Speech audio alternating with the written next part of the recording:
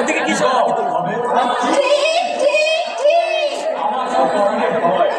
সেনাপতি কইল তারা যেন আমায় হত্যা করতে চায়। আরো দিলাম বিদ্যুৎ, দামি মোবাইল, ঢাকার ঘর, তারাই অভিশাপ দেয়। বলে রাজা মন, এটা মন নয়, এটা ভুগাও সমাজের লাল দালানে, শুধাও রাজ্যের উন্নতি বিদ্রোহী প্রাণে। যদি মানে তবে বেঁচে যাবে প্রাণ।